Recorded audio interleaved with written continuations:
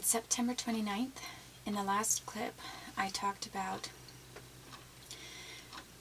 various individuals who were torturing me in Canada and also in the United States, who then tried to put on an act as if they were helping me, and my response in trying to play dumb, and how it was part of an ongoing behavioral modification and conditioning attempt by certain individuals in the United States and Canada.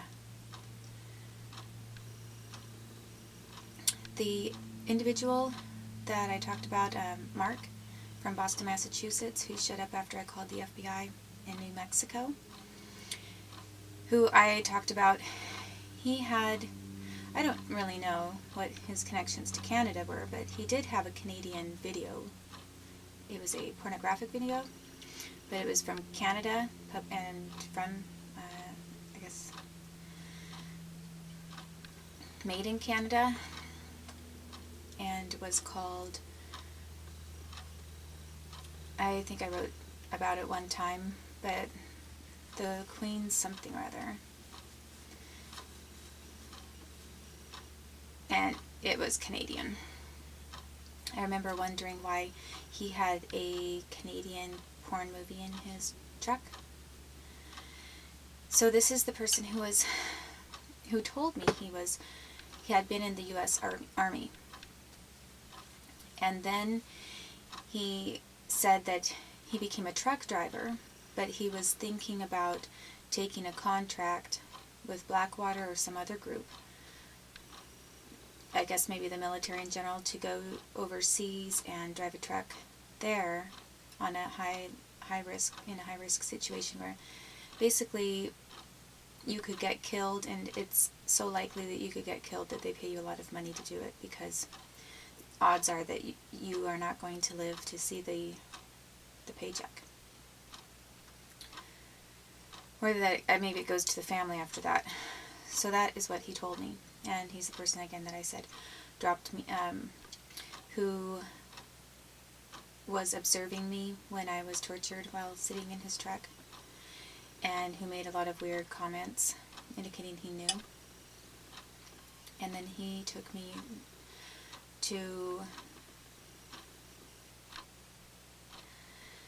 a truck stop on the East Coast, and I'm trying to remember which one it was, because that's where I got the Greyhound ticket from somebody else to go to D.C. It was either in Maryland or Virginia. It possibly was at the very edge of the border of Pennsylvania. I think that it was Pennsylvania, which is where Laura Loughlin is from, the Irish FBI supervisor for Seattle FBI. Hi, Laura. So he went through Pennsylvania, or cut into Pennsylvania, and then came right up to the edge. And I'm pretty sure that that's where I was dropped off. And then from there, it really wasn't that far to get into D.C.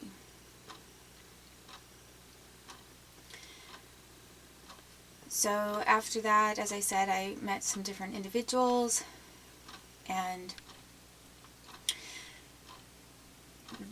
this one person that I stayed with for a month, I was sort of discouraged when he didn't really want me to stay around any longer than a month, and that's understandable. He had different things to take care of in his own life, and he allowed me to stay there until I had a job and had work, and I had a little bit of money saved up, so I was trying to figure something else out. I really didn't have that much, but I never thought that,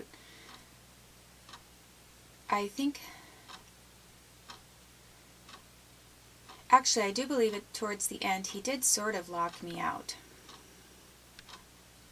I mean, I was expecting to get in and get some of my things, and the doors were locked.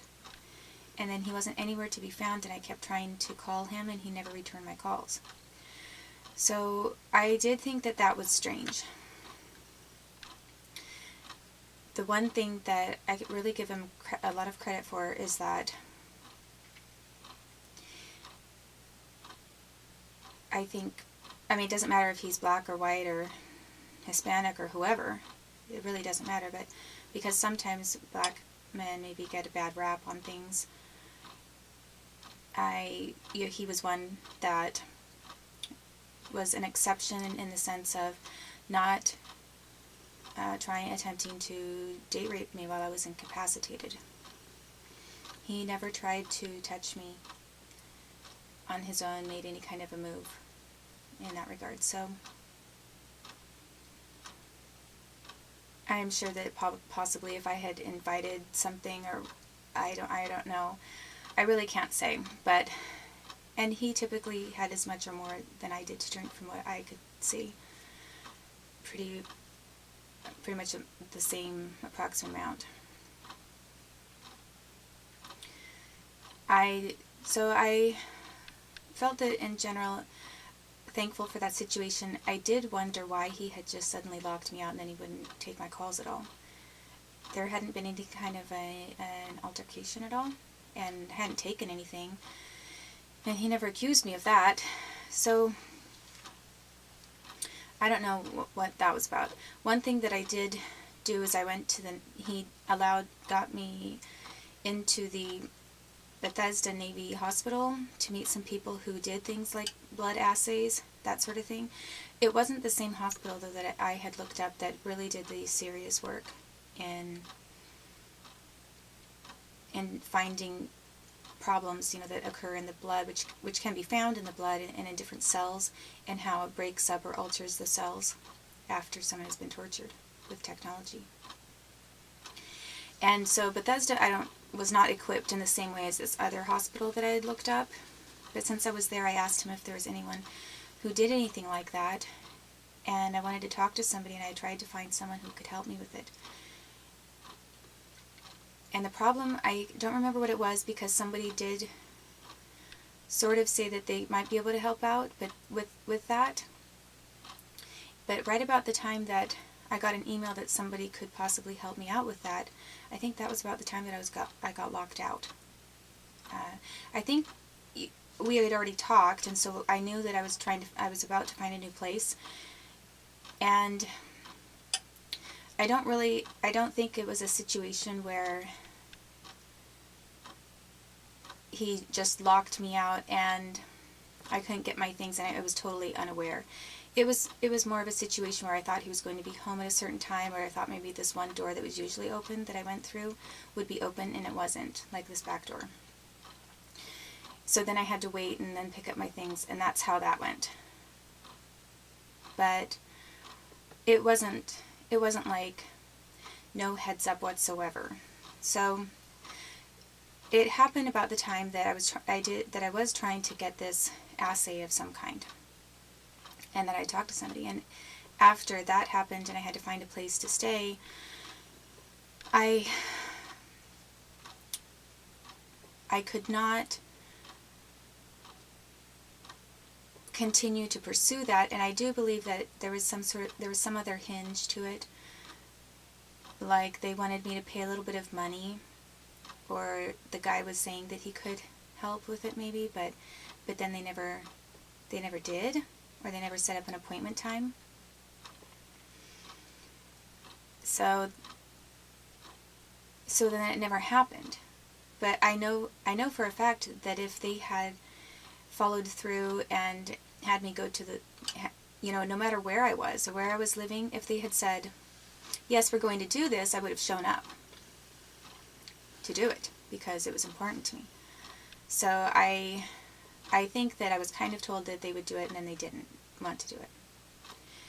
And the other thing is that it was also around the time that I had met the person that I met for my second job.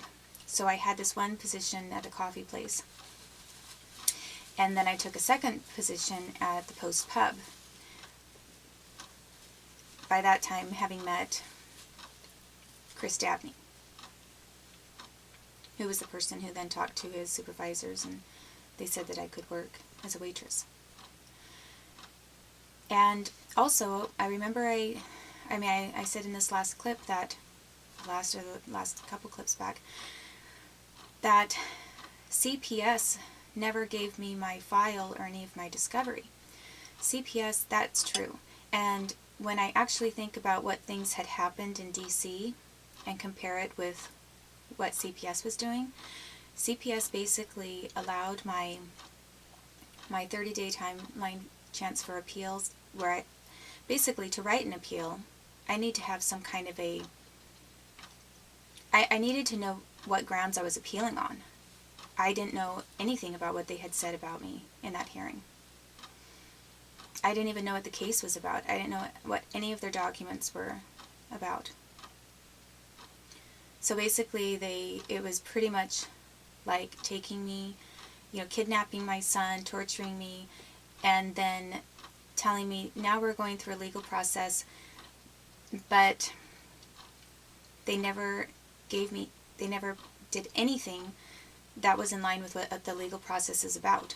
So it was kind of like being a prisoner in Guantanamo, where you're told you don't get a trial. Well, I was told I did get a trial, but I didn't get a trial because they didn't give me representation, they didn't give me the documents, and they didn't even allow me to represent myself when I then tried to call back after I was hung up on. So they had a great appearance. By all outwardly appearances, it looked like I was getting a trial and there was a case. And there wasn't. I was basically treated like a citizen with no rights. I was treated like a non-citizen. And when they finally did mail that box, it was past the appeals time for me to appeal. However, they gave me this box of information after I met the chief of strategy from the Pentagon. I think that is probably the real reason why they finally decided to mail me anything at all. I believe that had I not gone to a hotel with him and I was always being observed, and had somebody not seen where I was going, possibly I maybe never would have received that box of information. However, it didn't really even matter or make a difference that I eventually did get the box of information, because it was too late. Thanks for giving me everything I needed too late. It's pretty much like after all appeals are exhausted and you've gone to the highest court of the United States, and the entire time you've had nothing, you've had no documentation, but they're like, yeah, go ahead, go to the next level. Maybe they can help you out. So everybody's going through the motions of making it look like you have gone from one court to the appeals court to then the next court, and then you get to the Supreme Court of the United States. And you've had every opportunity, is what some would say. You've had every chance all this time. What have you been doing the last several years? All this time that you could have been making a case for yourself. Well, thanks for letting me walk into your courthouse and address your kindness. But where are the documents? I mean, I'm supposed to show up so you can just meet the person some people have been talking about. Hi. And I'm here because I really need to appeal, because all these things are illegal and all these horrible things have happened to me, and I'm really not crazy, but I don't have any records to show you that I'm not crazy, and I don't have any legal documentation. I have nothing. So that's basically the exact same thing as taking somebody and throwing them into a prison in Cuba or in any kind of holding facility and saying, well, you're being held here, and we're not going to tell you why you're being charged. We're not going to explain why you're being tortured. And you don't get a trial. Well, they're telling me that I get a trial, but I never did get a trial. I never ever got a trial, and I never got my discovery or any of the documents. The state not only didn't give me documents on time that I needed, even with the documents they did give me, they withheld more documents than they ever provided.